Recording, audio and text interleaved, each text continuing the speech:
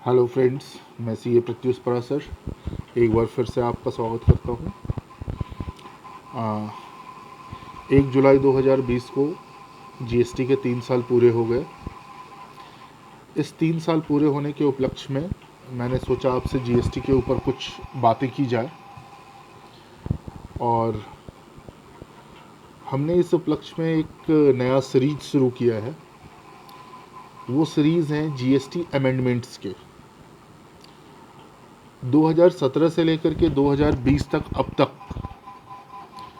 GST act, CGST act, CGST rules और IGST act, ये तीनों मिलाकर के तकरीबन 475 के आसपास के अमेंडमेंट्स आए हैं इन तीनों में ही, तीनों को मिला करके, जिसमें सबसे ज़्यादा अमेंडमेंट सीजीएसटी रूल्स में आए हैं। तो मैंने सोचा ये जितने भी अमेंडमेंट्स आए हैं और वो सेक्शंस और वो रूल्स जिसमें अमेंडमेंट्स आए हैं, उन अमेंडमेंट्स के ऊपर हम आपसे जितनी जितनी डीपली बातें कर सकें उतनी डीपली बातें करें। मैं अपनी समझ को साझा करूं आपके साथ, और आप भी अपनी समझ मेरे साथ साझा कर सकते हैं by way of doing your comments. मैं कहीं गलत हूं तो आप मुझे सही कर सकते हैं।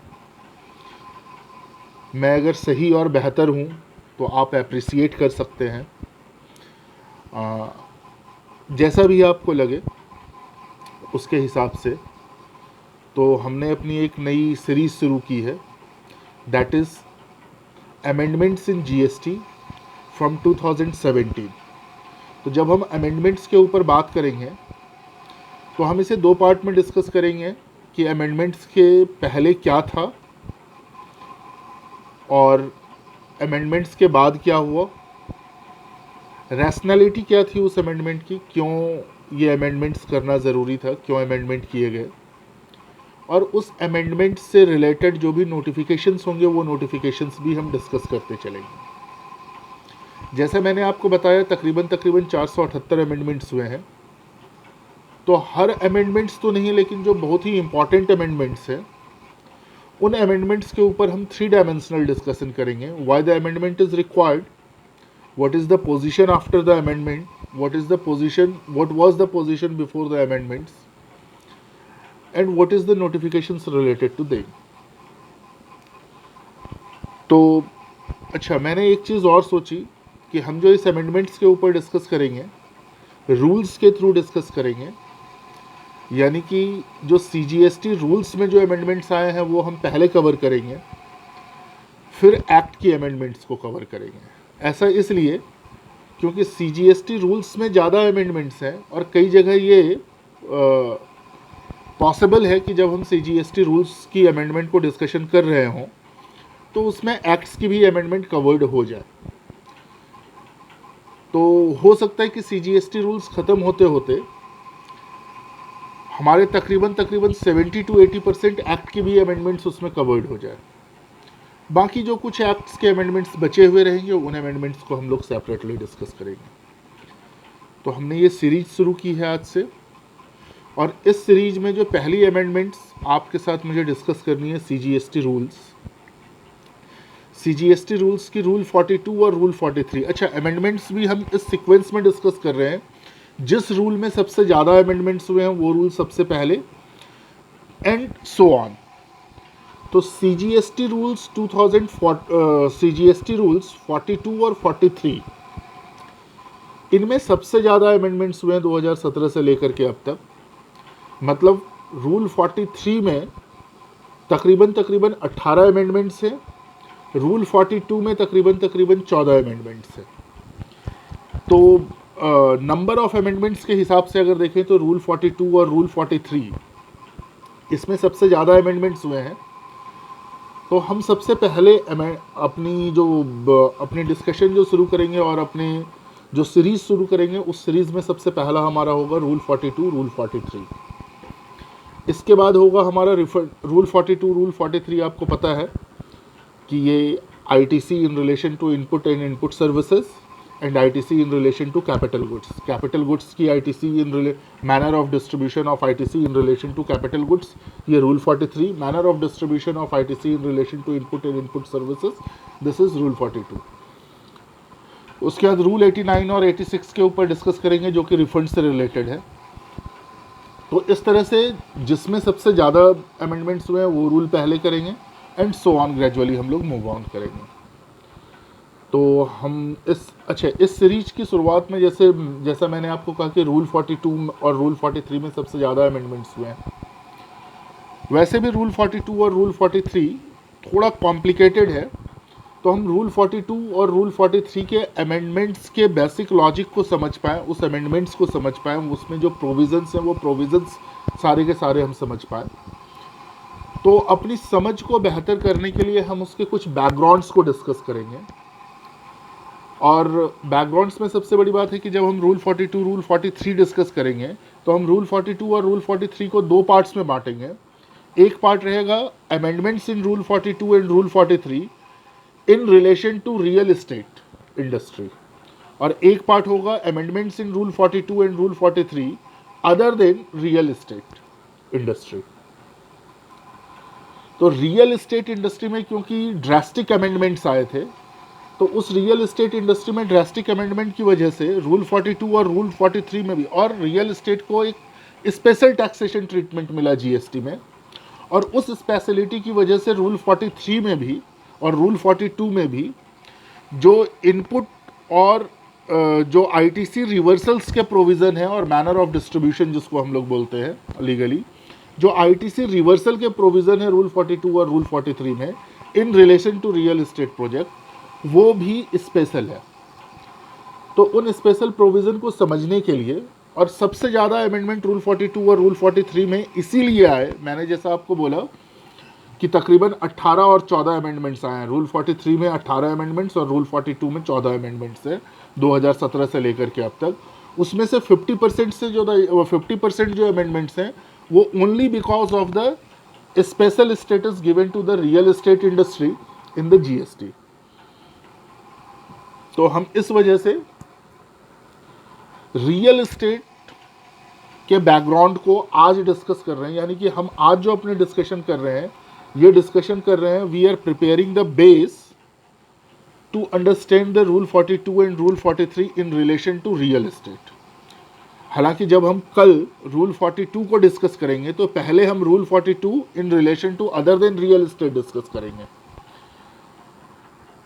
लेकिन फिर भी रूल 42 को समझने के लिए रियल एस्टेट का बैकग्राउंड समझना जरूरी है, और कुछ दूसरे प्रोविजंस हैं जो कि बैकग्राउंड हैं उसके, उनको समझना ज़रूरी है। उसके बगैर हम रूल 42 नहीं समझ सकते। तो एक बात तो ये हुई। दूसरी बात ये है कि अगर आपको लगता है कि ये सीरीज़ आपके काम की है, इससे आप कुछ अपना वैल्यू एडिशन कर सकते हैं, ईदर इन योर बिजनेस और इन योर स्टडी और इन योर नॉलेज, किसी भी क्षेत्र में अगर आप अपना वैल्यू एडिशन कर सकते हैं, तो मेरी दरख्वास्त है कि आप इस वीडियो को लाइक करें, सब्सक्राइब करें, शेयर करें। ऐसा इसलिए क्योंकि अगर ये सीरीज़ आपके काम की है तो मैं ये चाहता हूँ कि जैसे जैसे मैं वीडियो अपलोड करता रहूँ वैसे वैसे आपको ये अपडेट मिलता रहे। तो अपडेट लेने के लिए ये ज़रूरी है कि आप इस वीडियो को लाइक करें, सब्सक्राइब करें, अपने कमेंट्स दें, जैसा भी आपको लगे, अच्छा बुरा, हम क्या फ़र्दर इम्प्रूवमेंट कर सकते हैं, कैसे इस वीडियो को और बेहतर बना सकते हैं। तो मुझे उम्मीद है कि आप इन सारी चीज़ों का ध्यान रखेंगे। बहरहाल देखिए, रूल 42 रूल 43 ये किस चीज़ के लिए है, ये आया कहाँ से? हमारे जीएसटी एक्ट में एक तो सेक्शन है, सेक्शन 16 जो कि ये बताता है eligibility and conditions to avail the ITC. अगर आप आईटीसी अवेल करना चाहते हैं, इनपुट टैक्स क्रेडिट अवेल करना चाहते हैं, तो उसकी क्या एलिजिबिलिटी होनी चाहिए और क्या कंडीशंस होने चाहिए। सेक्शन 16 दूसरा है सेक्शन 17 जो ये बताता है रिस्ट्रिक्शंस ऑन आईटीसी। अगर आप आईटीसी ले रहे हैं तो उसके ऊपर क्या क्या रिस्ट्रिक्शंस हैं। सेक्शन 17 में टोटल 5 सब सेक्शंस हैं। तो एक तो हो गई सेक्शन 16 जो कि ये बताता है कि आप आईटीसी लेने के लिए कब एलिजिबल हैं और क्या कंडीशंस है जिसके ऊपर आप आईटीसी ले सकते हैं। एलिजिबिलिटी में वो बात करते हुए कहते हैं कि आईटीसी लेने के लिए कोई भी पर्सन आईटीसी का क्रेडिट ले सकता है, इनपुट टैक्स क्रेडिट ले सकता है। कोई भी पर्सन इनपुट टैक्स का क्रेडिट ले सकता है। और इनपुट टैक्स को डिफाइन किया गया है कि tax paid on input services and capital goods. इन तीनों पर जो टैक्स आपने पे किया है at the time of the purchase उसे हम कहते हैं इनपुट टैक्स। और आप इनपुट टैक्स थोड़ा आप इसे प्रॉपरली अंडरलाइन कर सकते हैं कि input tax doesn't mean tax paid on input.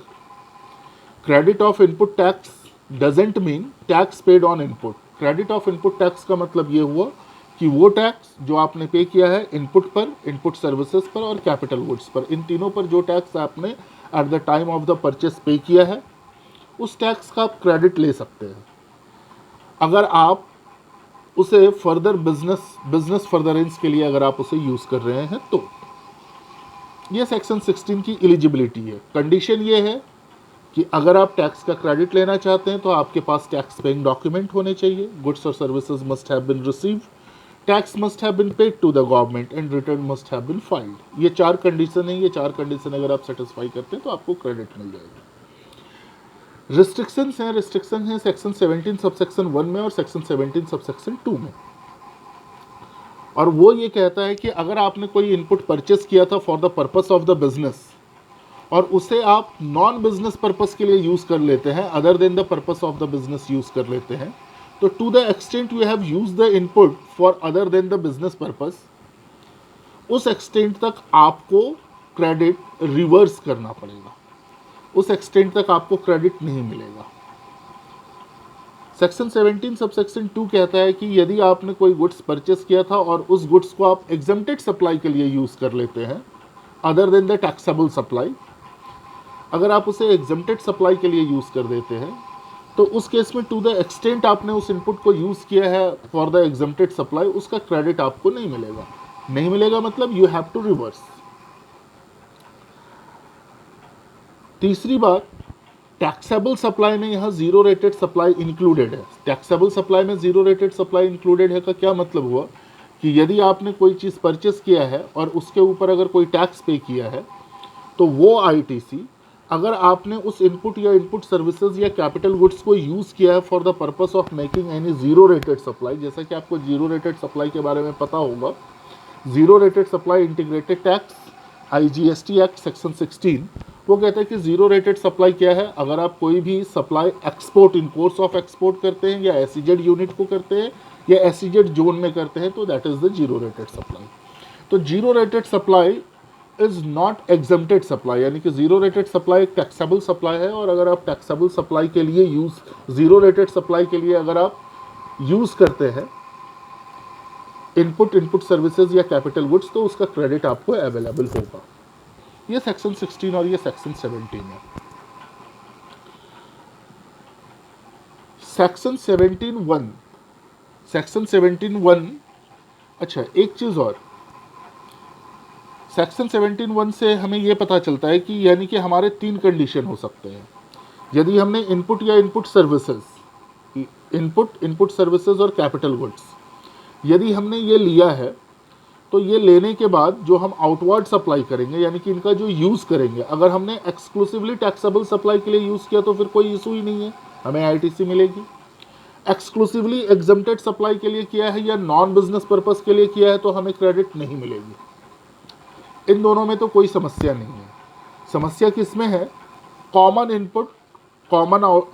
Input services and common capital goods, यानी कि अगर हम कोई इनपुट सर्विसेज और कैपिटल गुड्स ये तीनों चीज़ें लेते हैं और इनका यूज़ हम करते हैं, पार्शियली हम इसे यूज़ करते हैं टैक्सेबल सप्लाई के लिए, पार्शियली हम इसे यूज़ करते हैं एग्जम्प्टेड सप्लाई के लिए।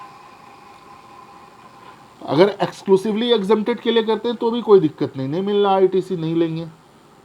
अगर हम एक्सक्लूसिवली टैक्सेबल के लिए करते हैं तो भी कोई दिक्कत नहीं, सेक्शन 16 के कंडीशन को सेटिस्फाई अगर कर रहे हैं तो हम क्रेडिट ले लेंगे। लेकिन समस्या कब होगी, जब पार्शियली टैक्सेबल के लिए यूज कर रहे हैं और पार्शियली एग्जम्प्टेड के लिए। इसके अलावा अपने पास एक सेक्शन 17 सबसेक्शन 5 भी है। सेक्शन 17 सबसेक्शन 5 है ब्लॉक्ड क्रेडिट के लिए। ब्लॉक्ड क्रेडिट का मतलब ये हुआ कि कुछ ऐसे परचेज हैं, कुछ ऐसे इनवर्ड सप्लाई हैं जिसके ऊपर आप टैक्स पे तो करेंगे लेकिन उसका क्रेडिट आपको नहीं मिलेगा। तो ब्लॉक्ड क्रेडिट का तो वैसे ही क्रेडिट नहीं लेना, वो एलिजिबल क्रेडिट है ही नहीं। तो हम लोग जो बातें कर रहे हैं ये सारी बातें किसके लिए कर रहे हैं, एलिजिबल क्रेडिट के लिए, यानी कि manner of distribution of ITC. ITC का डिस्ट्रीब्यूशन कहां पर, आईटीसी का distribution in relation to input और इनपुट सर्विसेज। कब, अगर इनपुट या इनपुट सर्विसेज कॉमनली यूज्ड करते हैं, आप पार्टली यूज करते हैं सेम इनपुट को, कॉमन इनपुट, इनपुट सर्विसेज और कैपिटल गुड्स को पार्शियली यूज करते हैं एग्जम्प्टेड सप्लाई के लिए, पार्शियली यूज करते हैं टैक्सेबल सप्लाई के लिए, उसके लिए ये है। अब ये तो थी सेक्शन 16 और 17 की बैकग्राउंड। ये सिर्फ बैकग्राउंड आप अभी सुन करके और समझ करके रख लें, ताकि अगली वीडियो में जब हम लोग डिस्कस कर रहे हों रूल 42 तो मैं आपको रेफरेंस दे पाऊँ इस वीडियो का और आप उसे प्रॉपरली समझ पाएँ। अब नेक्स्ट हम बात कर रहे हैं कुछ रियल एस्टेट इंडस्ट्री के बारे में बात कर रहे हैं। रियल एस्टेट इंडस्ट्री की टैक्सेबिलिटी। रियल एस्टेट इंडस्ट्री की टैक्सेबिलिटी में बहुत ही ब्रीफ में आपके साथ डिस्कस कर रहा हूं, क्योंकि अभी अपने को रियल एस्टेट की टैक्सेबिलिटी को डिस्कस नहीं करना है, लेकिन इसका यूज़ है रूल 42 में, इसलिए मैं ये आपके साथ कर रहा हूँ। सिर्फ मैं बेस प्रिपेयर कर रहा हूँ कि रूल 42 और रूल 43 आपको समझने में कोई तकलीफ ना हो। रियल एस्टेट की टैक्सेबिलिटी को हम दो पार्ट में डिवाइड कर सकते हैं फेज वाइज, एक 1 अप्रैल 2019 तक और दूसरा 1 अप्रैल 2019 के बाद। रियल एस्टेट की टैक्सेबिलिटी के ऊपर जब हम डिस्कस करेंगे तो तकरीबन 5 नोटिफिकेशन है जो कि यूज़ में आएंगे। एक है notification number 11/2017। Notification number 11/2017 actually ये रेट का नोटिफिकेशन है कि किस सर्विसेज पे कौन सा रेट एप्लीकेबल है, उसके लिए नोटिफिकेशन नंबर 11/2017 है। ये नोटिफिकेशन नंबर 11/2017 अमेंड हुआ नोटिफिकेशन नंबर 3/2019 से, यानी कि 3/2019 अमेंडेड नोटिफिकेशन है।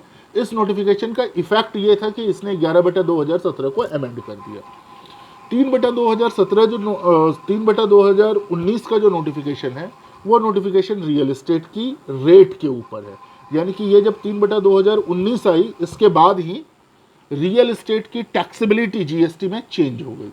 हम अभी देखेंगे कि इसमें क्या चेंजेस आए थे, तो मैं सिर्फ आपको अभी नोटिफिकेशन नंबर बता रहा हूँ। 11/2019 read with notification number 11/2017 sorry, read with notification number 3/2019, ये रेट के लिए है। दूसरा नोटिफिकेशन नंबर है 12/2017 जो ये बताता है कि कौन कौन सी सर्विसेज नील रेटेड से टैक्सेबल है। इसमें एक नोटिफिकेशन और आई 4/2019। 4/2019 में बाकी जितनी चीज़ें हो 4/2019 ने 12/2017 को अमेंड किया, 3/2019 ने 11/2017 को अमेंड किया, 4/2019 ने 12/2017 को अमेंड किया।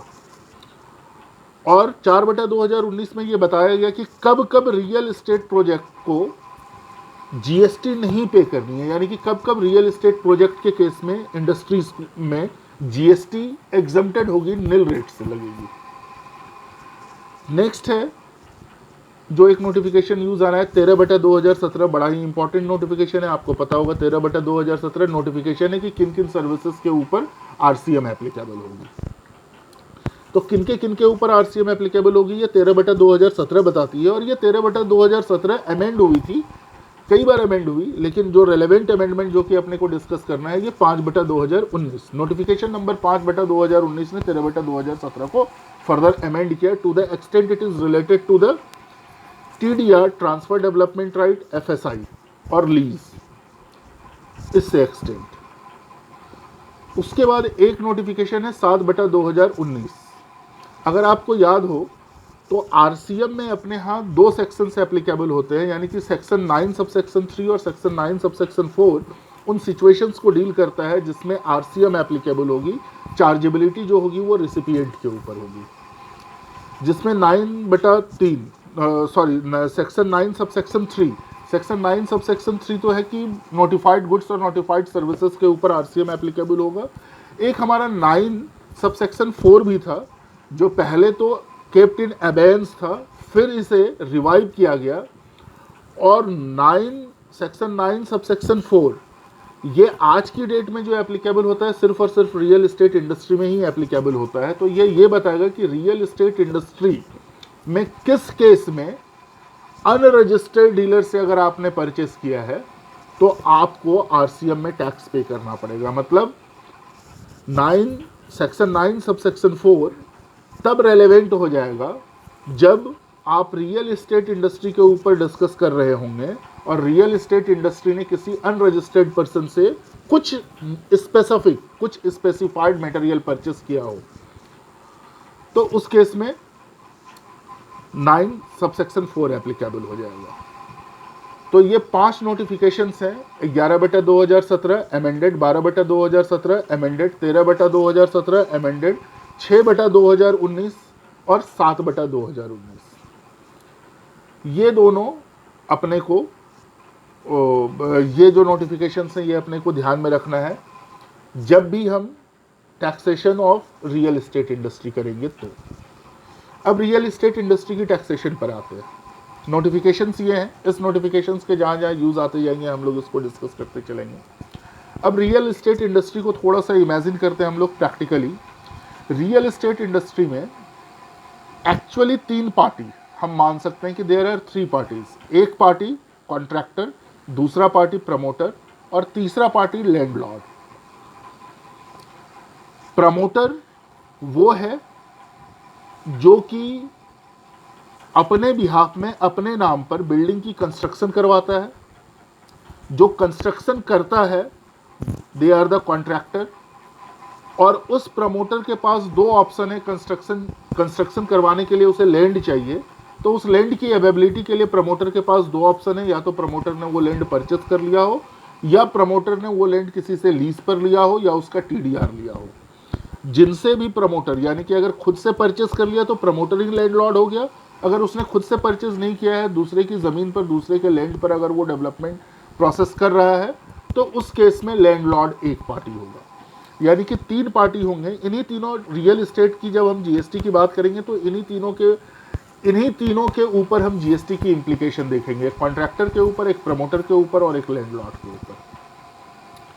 उसमें भी, इन तीनों में भी जो सबसे इंपॉर्टेंट है वो प्रमोटर। अभी जो फिलहाल हम बात कर रहे हैं इसमें अभी मैं बीच में लैंडलॉर्ड को लेकर के नहीं आ रहा हूँ। जो पहली बात मैं कर रहा हूँ रियल एस्टेट को लेकर के, ये मैं सिर्फ और सिर्फ प्रमोटर को अभी बीच में लेकर के आ रहा हूँ। प्रमोटर का मतलब ये हुआ, हम एक एग्जांपल लेते हैं।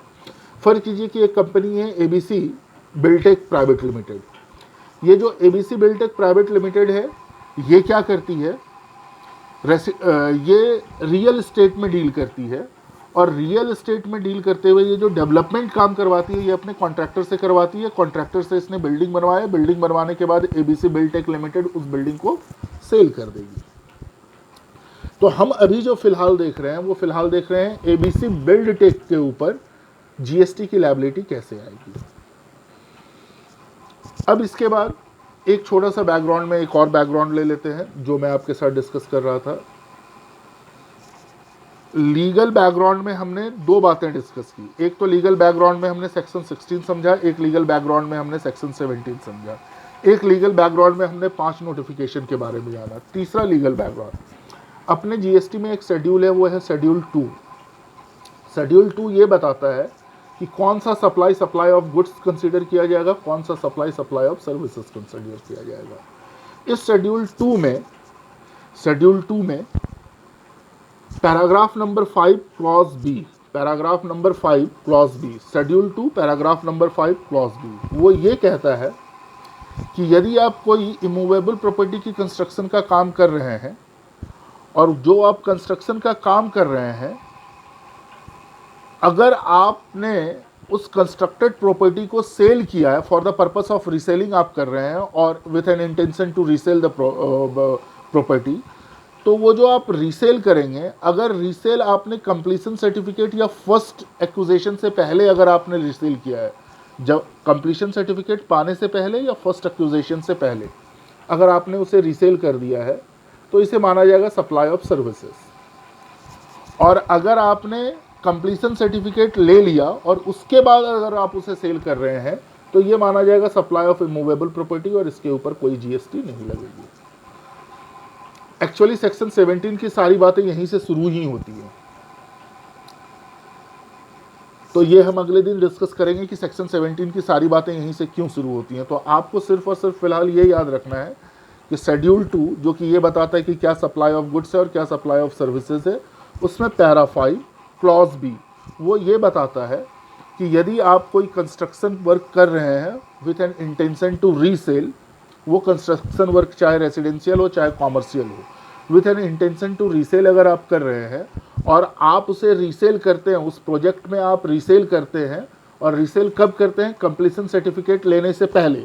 अगर आप कंप्लीशन सर्टिफिकेट लेने से पहले रीसेल करते हैं तो ये माना जाएगा कि you are providing the services. इस सर्विसेज को हम लोग बोलते हैं कंस्ट्रक्शन सर्विसेज, जिसकी SAC है 9954। तो अगर आप पहले दे रहे हैं तो ये कंस्ट्रक्शन सर्विसेज है, और अगर आप कंप्लीशन सर्टिफिकेट के बाद सेल कर रहे हैं तो वैसे सर्विसेज को हम वो जीएसटी के दायरे में ही नहीं आएगा, क्योंकि उसे सेल ऑफ इमूवेबल प्रॉपर्टी मानी जाएगी और इमूवेबल प्रॉपर्टी जीएसटी के दायरे में नहीं है। ध्यान आपको बस ये बात रखना है, क्योंकि जब हम आईटीसी की रिवर्सल की बात करेंगे तो हम यहाँ पे समझेंगे कि यहाँ पे हमें क्या ध्यान रखने वाली बात थी। ये बात हो गई। अब हम आते हैं कि प्रमोटर यानी कि ABC Buildtech limited, ABC Buildtech limited की दो सिचुएशन लेते हैं। सपोज एबीसी बिल्डटेक लिमिटेड ने 100 यूनिट्स बनाए, उन 100 यूनिट्स में से 60 यूनिट्स जो हैं उसने before completion certificate sell out कर दिए। 40 यूनिट जो पोर्शन है वो बुक्ड नहीं हुआ है, या वो बुक्ड होने के बाद कंप्लीशन सर्टिफिकेट लेने के बाद उसने सेल किया। कंप्लीशन सर्टिफिकेट लेने के 100 में से 60 यूनिट उसने सेल किए हैं, यानी कि बुकिंग हो गई है उसकी कंप्लीशन सर्टिफिकेट मिलने से पहले। 40 यूनिट सेल हुई है कंप्लीशन सर्टिफिकेट मिलने के बाद। तो जैसा मैंने आपको बताया कि जो कंप्लीशन सर्टिफिकेट मिलने के बाद जो भी यूनिट सेल हुई है, उस यूनिट के ऊपर कोई जीएसटी की एप्लीकेबिलिटी नहीं होगी, क्योंकि उसे माना जाएगा सप्लाई ऑफ इमूवेबल प्रॉपर्टी। लेकिन जो 60 यूनिट उसने कंप्लीशन सर्टिफिकेट लेने से पहले सेल किया है, वो कंस्ट्रक्शन सर्विसेज में कवर्ड होगी। और अगर वो कंस्ट्रक्शन सर्विसेज में कवर्ड होगी, तो जैसा मैंने आपको बताया था कि हम आज के डेट में रियल एस्टेट ट्रांजैक्शन को 2 फेज में डिवाइड कर सकते हैं, यानी कि 2 टाइम जोन में डिवाइड कर सकते हैं। और वो 2 टाइम जोन कौन कौन सा है? पहला 1 अप्रैल 2019 से पहले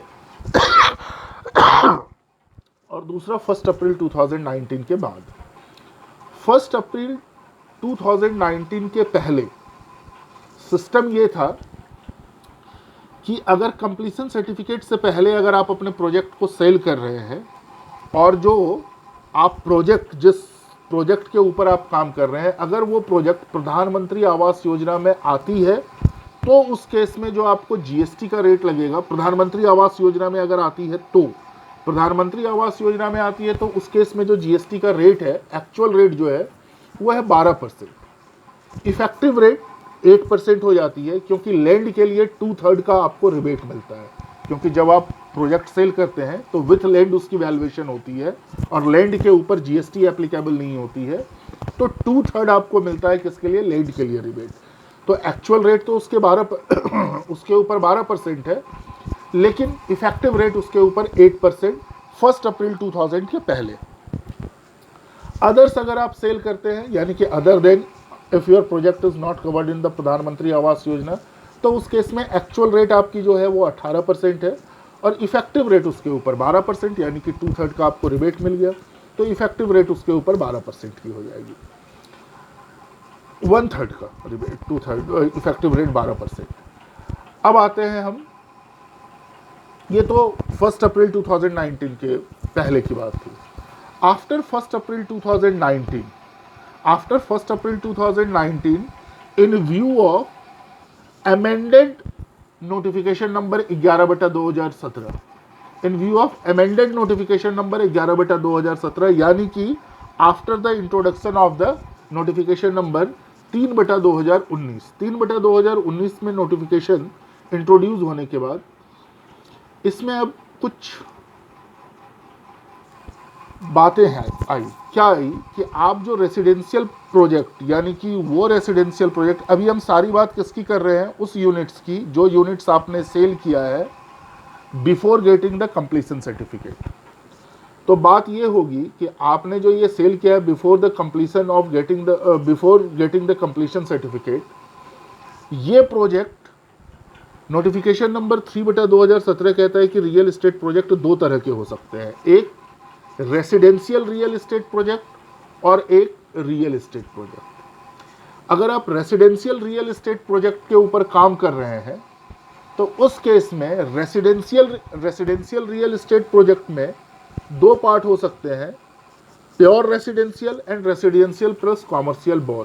residential real estate project, residential real estate project वो है जिसमें कि आप अपने टोटल कारपेट एरिया का एक स्पेसिफाइड परसेंटेज कॉमर्शियल एक्टिविटी के लिए यूज कर सकते हैं और बाकी आप कॉमर्शियल एक्टिविटी के लिए यूज नहीं कर सकते। एक नॉमिनल परसेंटेज दिया हुआ है कि आप कॉमर्शियल एक्टिविटी के लिए यूज कर सकते हैं। फॉर एग्जांपल, अगर मान लो कि कोई भी कंपनी है, मान लो कि गौर सिटी है, गौर सिटी ने अगर एक रेसिडेंशियल प्रोजेक्ट बनाया तो रेसिडेंशियल प्रोजेक्ट में 1000 यूनिट्स उन्होंने बनाए, उस 1000 यूनिट्स यानी कि वहाँ पे 1000 परिवार रहेंगे ये सोच करके उन्होंने बनाए, तो वो क्या करते हैं प्रोजेक्ट में ही कुछ कॉमर्शियल स्पेस भी नीचे, दुकानें वगैरह ये सारी वगैरह, जनरल स्टोर दुकानें, कपड़े की दुकानें, कुछ कॉमर्शियल स्पेस भी वो दे देते हैं सो दैट कि जो फैमिली वहाँ पे रह रही है उस फैमिली को कॉमर्शियल एक्टिविटी के लिए कहीं बहुत दूर, ज़्यादा दूर ना जाना पड़े।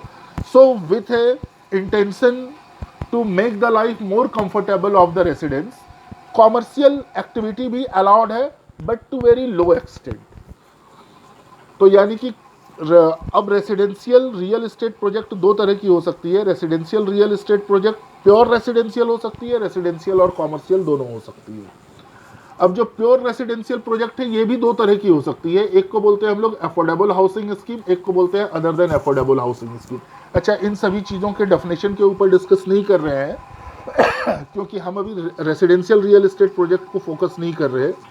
तो इन सारी डेफिनेशंस और टर्मिनोलॉजीज को अगर आपको देखना हो तो मैंने आपको बता दिया, नोटिफिकेशन नंबर 3/2019 आप देख सकते हैं, उसमें सारे दिए गए हैं। अभी जस्ट मैं एक बेस बना रहा हूँ। तो प्योर रेसिडेंशियल प्रोजेक्ट में दो तरह की बातें हो सकती है, एक अफोर्डेबल हाउसिंग स्कीम हो सकती है, एक other than affordable housing scheme हो सकती है। अगर आप अफोर्डेबल हाउसिंग स्कीम के ऊपर काम कर रहे हैं तो 1.5% एक्चुअल रेट है, जबकि इफेक्टिव रेट उसका होगा 1%। Other than affordable housing scheme के ऊपर काम कर रहे हैं तो एक्चुअल रेट 7.5%, जबकि इफेक्टिव रेट 5%। ये आपका जीएसटी लगेगा 1 अप्रैल 2019 के बाद, अगर आप प्योरली रेसिडेंशियल स्टेटस है आपका, रेसिडेंशियल प्रोजेक्ट है आपका तो। लेकिन ये जो एबेटेड रेट है, यानी कि इफेक्टिव रेट 1% और इफेक्टिव रेट 5%, ये जो एबेटेड रेट है, अगर आप ये एबेटेड रेट लेना चाहते हैं तो उसके लिए कंडीशन ये है कि आपको कोई भी आईटीसी नहीं मिलेगी। जो भी इनपुट सर्विसेज कैपिटल गुड्स आपने यूज़ किया अपने प्रोजेक्ट के लिए, उसके लिए कोई आईटीसी नहीं मिलेगी। आपने जितने भी परचेस किए हुए हैं उस परचेस का 80% रजिस्टर्ड डीलर से होना चाहिए। अगर उसमें कोई शॉर्टफॉल है तो उस शॉर्टफॉल के ऊपर आपको, यानी कि एबीसी बिल्टेक प्राइवेट लिमिटेड को आरसीएम में टैक्स पे करना पड़ेगा। और सीमेंट एक भी पैसे का सीमेंट आप अनरजिस्टर्ड डीलर से परचेज नहीं कर सकते हैं। अगर आपने अनरजिस्टर्ड डीलर से परचेज किया है तो आपको उसके ऊपर आरसीएम में टैक्स पे करना पड़ेगा। 13/2017 अमेंडेड, 7/2019 सेक्शन 9 सबसेक्शन 4। तो ये क्या कहता है कि आप अगर एबेटेड, जो 1 अप्रैल 2019 के बाद जो एबेटेड रेट आपको दिया गया है, जो रिड्यूस्ड रेट आपको जीएसटी का दिया गया है, उसमें आप फॉल करेंगे, लेकिन उसके कंडीशन ये है कि आपको आईटीसी नहीं मिलेगा। इनएलिजिबल क्रेडिट आपकी जितनी भी है उसे आपको जीएसटीआर 3B में दिखाना है। 80% ऑफ परचेज जो होना चाहिए वो रजिस्टर्ड डीलर से होना चाहिए। 80% से अगर फॉल कर जाता है तो उसके ऊपर आरसीएम एप्लीकेबल होगा। सीमेंट आप बिल्कुल भी परचेज नहीं कर सकते हैं किसी भी अनरजिस्टर्ड डीलर से, अगर आपने किया है तो आपको उस केस में आरसीएम में टैक्स पे करना पड़ेगा। रेसिडेंशियल एंड कॉमर्शियल दोनों ही प्रोजेक्ट अगर आप कर रहे हैं तो रेसिडेंशियल पर सेम रेट एप्लीकेबल है जो अभी मैंने आपको बताया। इफेक्टिव रेट 1% अगर अफोर्डेबल है, इफेक्टिव रेट 5% अगर अदर देन अफोर्डेबल है। वही रेट यहाँ भी एप्लीकेबल होगा, रेसिडेंशियल एंड कॉमर्शियल दोनों है तो जितना पोर्शन रेसिडेंशियल है उसके ऊपर वही रेट एप्लीकेबल होगा, ईदर 1% और 5% इफेक्टिव रेट। कॉमर्शियल के केस में 7.5%, कॉमर्शियल को भी यहाँ पे आपका रेसिडेंशियल का ही पार्ट मान लिया जाएगा और उसके ऊपर जो रेट एप्लीकेबल होगा other than affordable housing scheme वाला रेट एप्लीकेबल होगा। और other than affordable housing scheme मतलब क्या हुआ, इफेक्टिव रेट 5%। कंडीशन सेम वही, नो आईटीसी, इनएलिजिबल क्रेडिट आपको जीएसटीआर 3B में शो करना है। 80% परचेज रजिस्टर्ड डीलर से होना चाहिए, अगर उसमें कोई शॉर्टफॉल होती है तो आरसीएम के बेसिस पर आप पे करेंगे। सीमेंट सारे ही आप रजिस्टर्ड डीलर से पे करेंगे, अगर कुछ भी आप अनरजिस्टर्ड डीलर से पे करते हैं तो उसके ऊपर आपको आरसीएम में टैक्स पे करना पड़ेगा। ये थी रेसिडेंशियल स्टेटस। रेसिडेंशियल यानी कि रियल, ये कौन सा ग्रुप था, real residential real estate project, residential real estate project. दूसरा ग्रुप कौन सा है, नोटिफिकेशन नंबर 3/2019 में दूसरा ग्रुप है रेसिडेंशियल स्टेट प्रोजेक्ट। एक है रेसिडेंशियल रियल इस्टेट प्रोजेक्ट और एक है real estate project. Residential real estate project की रेट हमने जान ली। रेसिडेंशियल रियल इस्टेट प्रोजेक्ट की रेट क्या थी, अगर आप प्योर रेसिडेंशियल प्रोजेक्ट पर काम कर रहे हैं और वो अफोर्डेबल हाउसिंग स्कीम है तो इफेक्टिव रेट 1%। अगर आप प्योर रेसिडेंशियल के ऊपर काम नहीं, अदर देन अफोर्डेबल के ऊपर काम कर रहे हैं तो उस केस में इफेक्टिव रेट 5%। रेसिडेंशियल और कॉमर्शियल दोनों में भी कितना, अगर रेसिडेंशियल है तो रेसिडेंशियल को फिर देख लीजिए अफोर्डेबल और अदर देन अफोर्डेबल, और कॉमर्शियल के केस में 5%। लेकिन अगर वो रियल इस्टेट प्रोजेक्ट है, रेसिडेंशियल रियल इस्टेट प्रोजेक्ट नहीं है, वो रियल इस्टेट प्रोजेक्ट है, तो रियल इस्टेट प्रोजेक्ट के केस में इन्होंने क्या बोला कि जो कॉमर्शियल पोर्शन है आपका रियल इस्टेट प्रोजेक्ट का, जो कॉमर्शियल पोर्शन है यानी कि जो कॉमर्शियल प्रोजेक्ट है उसके ऊपर जो एक्चुअल रेट होगा वो 18% और इफेक्टिव रेट होगा उसके ऊपर 12%, 2/3 इफेक्टिव रेट होगा उसका कितना, 12%। कॉमर्शियल और रेसिडेंशियल दोनों अगर है तो कॉमर्शियल वाले पोर्शन के ऊपर तो हमने देख ही लिया, एक्चुअल रेट 18%, इफेक्टिव रेट 12%, और रेसिडेंशियल वाले प्रोजेक्ट पर सेम वही, यानी कि रेसिडेंशियल अगर अफोर्डेबल रेसिडेंशियल है तो effective rate 1%, other than affordable residential है तो 5%। कंडीशन सेम वही एप्लीकेबल है। यानी कि रेसिडेंशियल प्रोजेक्ट सॉरी जो रियल इस्टेट प्रोजेक्ट है other than residential, real estate project other than residential, उसमें जो आपका कॉमर्शियल प्रोजेक्ट है उस कॉमर्शियल प्रोजेक्ट के ऊपर केवल आप आईटीसी ले सकते हैं। अच्छा, एक चीज और मैं बता दूं, नोटिफिकेशन नंबर 3/2019 में जो अमेंडमेंट आया और उसमें जो उन्होंने रेट दिए हैं, ये रेट ऑप्शनल नहीं है। ऐसा नहीं है कि आप ये कहें कि नहीं जी मैं तो ये चाहता हूं कि मैं पूरा आईटीसी लूं और पूरा टैक्स पे करूं, ना ना ना, ये ऑप्शनल नहीं है, इट इज कंपल्सरी। 1 अप्रैल 2019 के बाद कंपल्सरली आपको वही रेट अप्लाई करना है रियल एस्टेट प्रोजेक्ट में जो रेट 3/2019 में दी गई है। हाँ, 1 अप्रैल 2019 से पहले अगर आपका कोई प्रोजेक्ट है, आप पूरी कंपनी नहीं, उस कंपनी का अगर कोई प्रोजेक्ट है और वो प्रोजेक्ट अगर ऑन गोइंग है तो उस केस में उनको ऑप्शन दिया गया है कि आप चूज कर लीजिए स्पेसिफिकली उस प्रोजेक्ट के लिए कि आप नया वाला रेट अडॉप्ट करना चाहते हैं या पुराने वाले में ही चलना चाहते हैं। पुराने वाले में चलना चाहते हैं मतलब मैं आईटीसी लूंगा और नॉर्मल टैक्स पे करूंगा, और अगर आप नया वाला लेना चाहते हैं तो उस केस में आईटीसी यानी कि अब आप नहीं लेना चाहते हैं और नया वाला जो रिड्यूस्ड रेट है रिड्यूस्ड रेट को आप लेना चाहते हैं। आपको डिक्लेरेशन देनी पड़ती है गवर्नमेंट को, आप गवर्नमेंट को डिक्लेरेशन देते हैं और आपका काम हो जाना था। तो ये कोई ऑप्शनल नहीं है, this is mandatory, you have to do this, आपको यही रेट अप्लाई ही करना है। तो मतलब मैं ये कह रहा था कि 3/2019 के बाद रेसिडेंशियल प्रोजेक्ट जितने भी हैं, जितने भी रेसिडेंशियल प्रोजेक्ट हैं, रियल एस्टेट में जितने भी रेसिडेंशियल प्रोजेक्ट हैं, उनको तो अब आईटीसी मिलने से रहा, उनको तो आईटीसी नहीं मिलना, उनको अब कोई आईटीसी नहीं मिलना। उनको क्यों नहीं आईटीसी मिलना? क्योंकि उनको अब रिड्यूस्ड रेट एप्लीकेबल है। रिड्यूस्ड रेट कौन सा एप्लीकेबल है? अगर अफोर्डेबल हाउसिंग स्कीम है तो 1%, other than affordable housing scheme है तो फिर क्या कहते हैं, अफोर्डेबल है तो 1%, other than affordable housing scheme है तो 5%। यही रेट एप्लीकेबल होना है उनको, और कोई आईटीसी उनको नहीं मिलनी है। किसके केस में? रेसिडेंशियल रियल एस्टेट प्रोजेक्ट के केस में। यानी कि जितने भी रेसिडेंशियल प्रोजेक्ट हैं उनका ये। जो कॉमर्शियल प्रोजेक्ट है, अगर वो commercial project residential real estate project का हिस्सा है, अगर वो commercial project residential real estate का हिस्सा है, फिर तो वहां भी उनको नहीं मिलना आईटीसी। और उसके ऊपर जो रेट एप्लीकेबल होना है, कितना? इफेक्टिव रेट 5% एप्लीकेबल होना है। अब अगर कॉमर्शियल प्रोजेक्ट है और रियल एस्टेट प्रोजेक्ट है, कॉमर्शियल प्रोजेक्ट है other than real estate project का, तो उस कॉमर्शियल प्रोजेक्ट के लिए रेट कितना है? Actual rate 18%, effective rate 12%। और उनको कॉमर्शियल प्रोजेक्ट को अलाउड है, कॉमर्शियल प्रोजेक्ट को अलाउड है कि आप नॉर्मल वे से टैक्स पे करें 12% के हिसाब से, और नॉर्मल आप अपना आईटीसी क्लेम करें। उनको ये ऑप्शन अवेलेबल है। यानी कि इन टोटो अगर मैं आपको बताऊं, इन टोटो अगर मैं आपके साथ डिस्कस करूं कंक्लूजन के तौर पर, तो कंक्लूजन के तौर पर अगर रेसिडेंशियल रियल एस्टेट प्रोजेक्ट है, रेसिडेंशियल रियल एस्टेट प्रोजेक्ट है, तो किसी भी रेसिडेंशियल प्रोजेक्ट के ऊपर किसी भी रियल एस्टेट कंपनी को कोई भी आईटीसी नहीं मिलने, और उनको रिड्यूस्ड रेट से टैक्स देना है।